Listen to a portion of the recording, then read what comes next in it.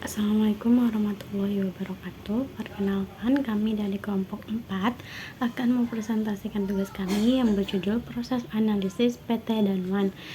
Berikut ada nama-nama anggotanya. Yang pertama ada Nia Tunisa, Tika Sri Dewi, Nazar Nanda, dan juga Muhammad Bagas. Nah, di sini ada latar belakang.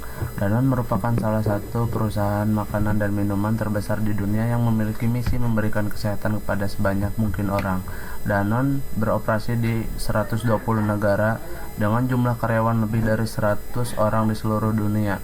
Di Indonesia, Danone terdiri atas dua kategori bisnis, yaitu berfokus pada kesehatan masyarakat di setiap tahapan kehidupan, yaitu Danone Waters yang berproduksi air minum dan kemasan, dan minuman non-karbonasi dengan produk seperti Aqua, Mijon, dan Fit. Danone Specialty Nutrition dengan produk seperti SGM, Explore, SGM Bunda, Bebelac, Nutri Royal, dan nutrisi medis. Grup Danone di Indonesia memiliki 24 pabrik dengan jumlah karyawan yang lebih dari 11.000 orang. Nah, di sini ada tujuan. Positive water impact, mengembalikan air lebih banyak dari yang digunakan. Danone Indonesia berkomitmen untuk melestarikan sumber mata air dan lingkungan alami dengan mendorong sirkulasi air dalam dan sekitar lokasi produksi dan menyediakan air minum yang aman bagi masyarakat dan komunitas yang membutuhkan. Nah, ada komitmen dalam implementasi ekonomi sirkular dan kemasan berkelanjutan. Danone Indonesia berkomitmen untuk mendukung implementasi ekonomi sirkular di Indonesia dan mendesain kemasan yang berkelanjutan lewat 3 pilar utama: pengembangan infrastruktur, pengumpulan sampah, edukasi pada konsumen dan masyarakat seperti inovasi kemasan produk. Nah, di sini ada produk-produk Danone. Nah, produknya ada ini nih yang digambar. Nah, di sini ada pengertian BPNN, Business Process Model and Notation, atau disingkat BPNN, adalah standar global dan notasi grafis berbasis diagram yang digunakan untuk memodelkan logika alur proses bisnis secara mendetail dan terstandarisasi. BPNN dirancang untuk mempermudah visualisasi proses yang kompleks, menghilangkan ambiguitas seperti penjembatan komunikasi antar analisis bisnis dan pengembangan. Nah, di sini ada elemen-elemen BPMN. Nah, dalam BPNN terdapat beberapa elemen, yaitu elemen acara berbentuk lingkaran menandai kapan proses dimulai, seperti start, terjadi di tengah, intermediate, atau terakhir end. Aktivitas berbentuk persegi panjang tumpul menunjukkan pekerjaan yang digunakan, misalnya teks atau subproses. Nah, gateway atau gerbang berbentuk berlian digunakan untuk mengontrol percabangan atau penggabungan alur proses. Executive, paralel, atau impulsif. Oke, ini dia BPN kita yang pertama, yaitu riset dan perancangan produk, di mana terdapat dua tim. Yang pertama itu tim marketing dan juga tim research development. Ini proses bisnisnya. Yang pertama itu start. Tim marketing menganalisis pasar, terus melanjutkan ke tim research untuk menentukan konsep produk. Dicek apakah konsepnya disetujui apa tidak. Kalau misalnya disetujui, kita akan lanjut ke dokumen riset dan konsep produksi.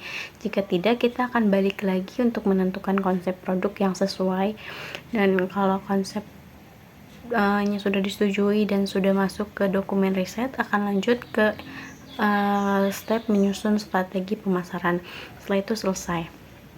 Selanjutnya, proses yang kedua yaitu persiapan bahan baku. Di persiapan ini terdapat 3 tim. Yang pertama tim purchasing, yang kedua tim supplier, yang ketiga tim quality control. Nah, dimulai dari tim purchasing, yaitu mengidentifikasi kebutuhan bahan baku, melanjutkan ke pemilihan dan pembelian bahan baku, lanjut ke tim supplier pengiriman bahan baku, lanjut juga ke quality control menerima dan memeriksa apakah bahan bakunya sesuai atau tidak. Kalau sesuai, berarti akan lanjut ke penyimpanan bahan baku dan prosesnya selesai. Kalau misalnya tidak sesuai, kita langsung mengajukan pengembalian bahan baku ke supplier dan juga prosesnya akan selesai. Baik, selanjutnya BPMN yang ketiga, proses pengolahan air. Proses dimulai dengan pengambilan air dari sumber mata air yang telah ditentukan. Air kemudian melalui tahap penyaringan dan pengolahan untuk menghilangkan kotoran serta memastikan kualitasnya. Setelah itu, tim quality control melakukan pengujian kualitas air. Jika hasil pengujian tidak memenuhi standar, air akan diproses kembali. Jika memenuhi standar, air siap masuk ke tahap produksi berikutnya. Selanjutnya BPMN nomor 4, proses produksi minuman. Tim produksi menyiapkan bahan baku sesuai formulasi yang telah ditetapkan. Bahan-bahan tersebut dicampur dan diproses menggunakan mesin produksi. Selanjutnya dilakukan pemeriksaan kualitas oleh tim quality control.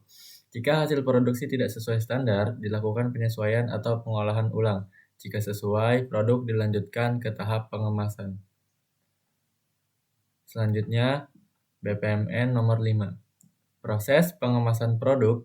Produk yang telah lolos proses produksi dipindahkan ke bagian pengemasan. Tim produksi menyiapkan kemasan dan melakukan proses pengisian produk ke dalam kemasan. Setelah itu, dilakukan pengecekan kondisi kemasan dan kelengkapan informasi produk. Jika terdapat kerusakan atau kesalahan, produk dikemas ulang. Jika sesuai standar, produk siap disimpan di gudang. Selanjutnya, BPMN nomor 6, proses penyimpanan di gudang. Produk jadi diterima oleh bagian gudang dan dicatat ke dalam sistem persediaan. Produk kemudian disusun sesuai kategori dan standar penyimpanan yang berlaku. Tim gudang melakukan pengecekan stok secara berkala untuk memastikan jumlah dan kondisi produk tetap baik. Setelah siap, produk menunggu proses distribusi ke pelanggan atau distributor. Selanjutnya ada BPMN ke-7, yaitu pengisian ke botol atau filling. Ada 2 tim, yang pertama yaitu tim produksi sama tim QC.